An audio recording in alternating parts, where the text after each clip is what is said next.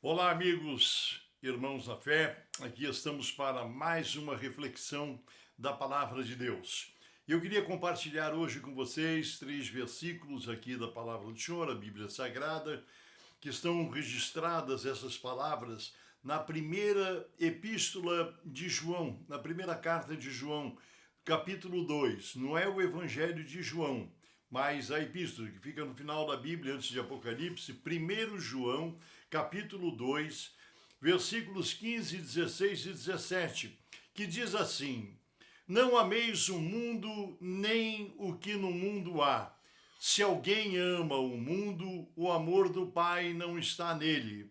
Porque tudo o que há no mundo, a concupiscência da carne, a concupiscência das obras e a soberba da vida, não é do Pai, mas do mundo. E o mundo passa e a sua concupiscência, mas aquele que faz a vontade de Deus permanece para sempre. Eu queria meditar com vocês nesse dia sobre esses versículos, onde somos exortados, somos advertidos para que o nosso amor não seja pelas coisas do mundo. E como nós podemos entender isso? Porque nós vivemos no mundo, mas Jesus disse que nós estávamos no mundo, mas que nós não éramos do mundo. Por quê? Porque quando Cristo entra na nossa vida, e eu faço questão de enfatizar quando Jesus entra na nossa vida, quando Cristo entra na nossa vida, porque muitas vezes, muitas pessoas têm uma transformação porque entraram numa igreja, porque aceitaram uma nova religião, porque conheceram uma nova doutrina, porque participaram de um curso onde lhe foram ministrados alguns ensinamentos diferentes. Olha, deixa eu dizer uma coisa, nossa transformação tem que vir, não é pelo que está na nossa mente, nem por alguma sabedoria humana. A transformação é um milagre que acontece com a presença de Cristo, que regenera a nossa vida, transforma a nossa vida. O ser humano precisa ser convencido do pecado, da justiça e do juízo, uma obra que só o Espírito Santo pode fazer. A própria Bíblia diz, que é o Espírito Santo quem realiza esse trabalho, quem convence do pecado, da justiça e do juízo. Quando nós somos convencidos, nosso entendimento se abre para compreender o nosso estado de pecaminosidade e, consequentemente, do juízo, da condenação de Deus, porque Deus não participa do pecado, o Senhor Deus não apacenta o pecado, o Senhor Deus não tem convivência, nem comunhão, nem ligação com o pecado. Deus é santo. Nós sabemos que lá, na palavra de Deus nos revela, lá no profeta Isaías, aonde aqueles anjos, arcanjos, serafins, querubins, diante de Deus, a visão celestial que eles tiveram, dizia: Santo, Santo, Santo é o Senhor. Então, nosso Deus é santo, ele abomina as coisas pecaminosas, as coisas da carne. E esse mundo está contaminado pelas coisas da carne, principalmente nos dias de hoje. Muitas pessoas, elas acham, agora eu sou crente, mas por que você é crente? Não, eu parei de fumar, eu parei de beber, eu parei de jogar, eu agora não adultero mais. Veja bem, tudo isso são coisas que tem que acontecer realmente na vida de quem se converte. Se alguém não era cristão, não era apenas um religioso, porque a pessoa vive de maneira natural, fazendo todas as coisas que são comuns e inclinadas, e as coisas que são inclinações da carne do ser humano. A imoralidade, a prostituição, os vícios, as dependências químicas com tantas drogas, a vaidade, a desonestidade, o amor ao dinheiro, há tantas coisas que envolvem o ser humano. Só que quando nós entramos numa religião, nós podemos cumprir regras, regulamentos, ordens. Olha, aqui você não pode fumar, aqui você tem que deixar de beber, aqui você não pode ser imoral. E o ser humano pode até renunciar a algumas coisas, porque ele não tem uma regeneração, ele não tem uma transformação da sua vida. Agora, quando Jesus entra na vida do ser humano, quando há um encontro real com Deus, quando há uma manifestação do Espírito Santo de Deus na vida do ser humano, então há uma transformação. Aquilo que Jesus disse para Nicodemos: necessário te é nascer de novo. Mas como que eu vou nascer, Senhor? Vou entrar de novo no ventre da minha mãe? Não, o que é nascido da carne é carne. Jesus falava de um nascimento espiritual, de algo sobrenatural. E o que eu quero deixar para você nessa tarde é que nós vemos, mesmo nos meios religiosos, nos meios evangélicos, nas igrejas, pessoas que amam o mundo. Mas como é que o senhor sabe que as pessoas amam o mundo? Pelo comportamento delas, pelo jeito de falar, pelas coisas que elas contam, pelas coisas das quais elas participam, aceitam. É interessante que às vezes a pessoa está dentro de uma comunidade religiosa, uma comunidade evangélica, mas ela é denunciada, o seu comportamento denuncia a sua carnalidade, o seu amor ao mundo, seja nas modas, seja no modo de falar, no comportamento. Você conversa, você vê o que aquela pessoa fala, as coisas que são importantes para ela. Às vezes você conversa com alguém que se diz cristão e você fica 10, 15, 20 minutos, meia hora conversando com aquela pessoa, ela não tem uma palavra sobre as coisas de Deus. Que isso aconteça com uma pessoa que não é cristã, não é crente, é compreensível. Mas uma pessoa que está dentro de uma comunidade religiosa, que se diz servo do Senhor, irmãos, não ameis o mundo, nem o que no mundo há. Quem ama o mundo, o amor do Pai não está nele. É o que nós lemos, a exortação que nós trazemos nesse dia de hoje para você. Faça uma avaliação do seu íntimo.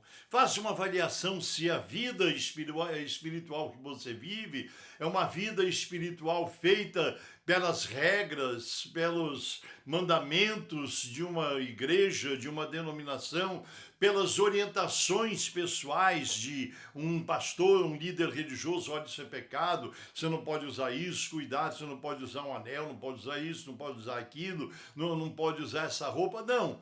A nossa transformação, o nosso modelo de vida tem que ser uma vida vivida através da transformação que Cristo trouxe para nós quando nos convertemos. Hoje há muita religiosidade e pouca transformação. Muitas dessas aberrações que nós estamos vendo espalhado pelas igrejas, pelos meios evangélicos, o que acontece? Alguém já disse, e é verdade, que as igrejas estão cheias de pessoas vazias. Vazias de quê? Vazias da presença de Deus. Porque alguém disse, não, agora você é crente, você fez uma oração, você levantou a mão, você aceitou Jesus, você desceu as águas do batismo, então agora você é crente. Olha, descer as águas do batismo não converte ninguém.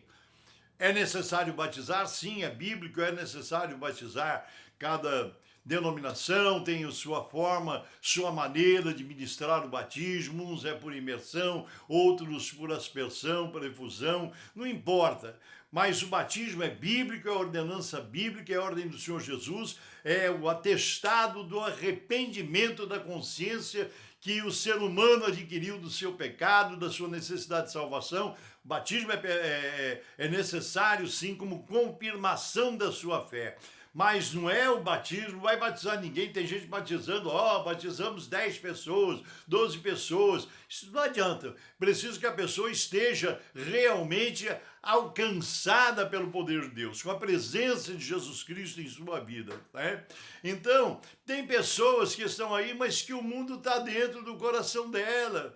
Sabe, o mundo, as coisas do mundo, a vaidade do mundo, os interesses do mundo, as modas do mundo estão enraizadas. Não houve uma transformação, não houve uma libertação, sabe? A pessoa se guia, se dirige por tudo aquilo que o mundo traz de novidade. Agora tem isso, agora tem aquilo.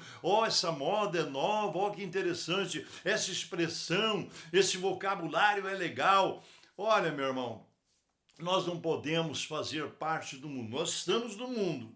Jesus disse bem isso, eles estão no mundo, falou, na oração sacerdotal de Jesus, ele disse assim a Deus, ele disse ao Pai, eles estão no mundo, mas eles não são do mundo como eu do mundo não sou. Então, sabe, o crente, o cristão, o convertido, regenerado por Jesus Cristo, ele não pertence ao mundo. Ele não sofre influência das modas, das maneiras, do jeito do mundo. Nós somos cristãos. Os cristãos, normalmente, se ele é uma pessoa realmente convertida, transformada pelo poder de Deus, ele tem uma diferença. Ele é rejeitado pelo mundo.